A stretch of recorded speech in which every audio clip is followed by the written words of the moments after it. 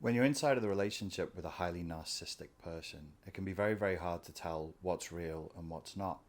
And even when the relationship is over and you're recovering, you're still struggling with ideas around what is true, what is real, what really happened, what did they say was happening versus what I feel and know to be happening. And of course, across time, they deliberately want to erode your sense of what is real. They're trying to lure you down into their underworld, into their dungeon, into their trap, and keep you there and drive you insane while you're there. They want to make your view of reality as skewed as theirs is. It's the only way that they can get you to submit fully. One of the games that the narcissist is going to play with you whilst you're trapped in that underworld is they're going to try and convince you covertly and through implication that they are a lost child. They're going to try and convince you of two things. One, that they're a lost child, and two, they're an innocent victim of circumstance. Most narcissists and psychopaths as well, as it happens, use some form of a sob story to elicit as much sympathy from the target as possible and to break down the target's boundaries, break down the target's ability to say no. So when they show up and they imply or they suggest repeatedly over and over again they're childlike, they're innocent, they're incapable, and that they are a victim of circumstance, they will do this through many ostentatious displays of vulnerability. They'll pretend that they don't function in the world without you. What this does is very clever. At an unconscious level, with no consent on your part, you will start to show up. If they're an innocent victim of circumstance, you will start to show up as the savior, as the person who's going to save them. If they're an innocent child, you start to show up to moderate and balance this shared fantasy space as a rescuing parent. This is the trap. This is the dynamic that traps you inside of the narcissistic relationship. This one right here. This is the thing that you want to avoid at all costs. Everyone I've spoken to gets pulled into a variation of that.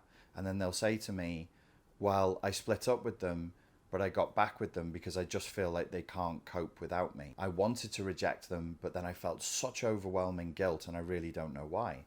The overwhelming feeling of guilt that you feel is because you've been trapped covertly into feeling as though you're abandoning a child. And of course, the experience of abandoning a child is going to evoke very intense, very strong emotions in you. However, of course, this isn't real. They're not a child. They may or may not be a victim of circumstance. It's a philosophical question. It's one that maybe you can take to a priest or a religious person. If they really want to sort through that, they can take it to a psychotherapist, I guess. Whether they are or they are not is not your problem. You as an adult are not responsible for carrying the burden of other people's trauma for them.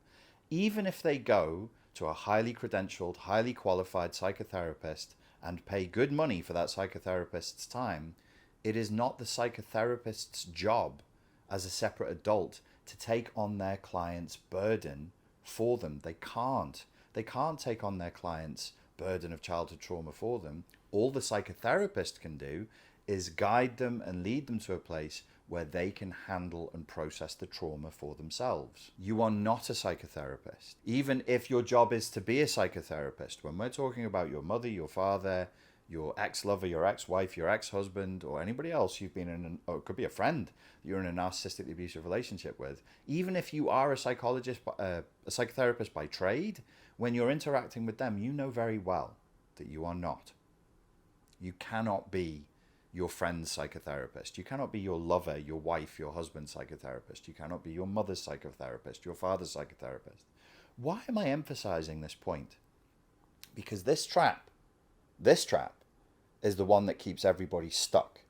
And my claim is that we live inside of a culture that has become infected with an ideology that suggests everybody should become a little mini psychotherapist for everybody they know and every issue in the world. That means if another person does something that is morally wrong, instead of just noticing, hey, they're doing something morally wrong, judging them for doing a moral wrong and condemning them for their moral wrong. We're now encouraged to ask the question, but why? How did they feel when they did that? What trauma led them to the wrongdoing? This is nonsense, and it's going to keep everybody stuck in this trap. Meanwhile, the evildoers amongst us, the mischief makers, the narcissistic psychopaths amongst us, are laughing all the way to the bank and rubbing their hands with glee, whilst we're agonizing over the moral rights and wrongs, who's a victim, who has more trauma than who. It's just not your job. I absolve you of the responsibility of being a priest, of being a psychotherapist. It's not your job. It's not your responsibility. If the cultural coordinates have become such that everybody's so psychologized that they think they have to process every problem in the world, including their personal relationships, as though they were a psychotherapist, where's this ideology come from? My central thesis in answer to that question is we are facing a total infestation of narcissistic psychopaths at every level of the power structures inside which we operate. What happens is if you have people in power within a group, so you have a group, let's say, of all of the people at the bottom, the various levels of management that gets thinner and thinner as you get to the top, and then there's more and more pathology as it gets to the top, the system becomes pathologized. Their pathology works its way all the way down through the system. Who does it benefit for you to struggle as a member of this culture, as a member of the nation, to be able to say, they've done wrong and they're wrong for doing it, and I'm not going to let them do it?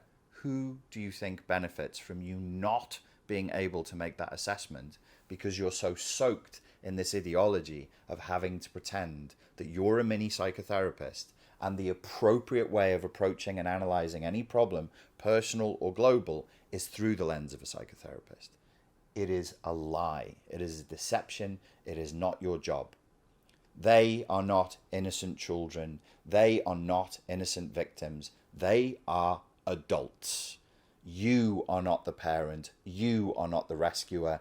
Don't get caught in this trap. Ladies and gentlemen, if you want to learn more about how to recover from narcissistically abusive relationships, at the moment we have the new course, Narcissistic Matrix Reintegration, available at a discount price. If you buy it within the next few days, you will also get the Narcissistic Abuse Victim Recovery course, that's a brand new course as well, for free. Ladies and gents, thank you very much for your time and for your attention. I look forward to speaking to you again very soon. Thank you.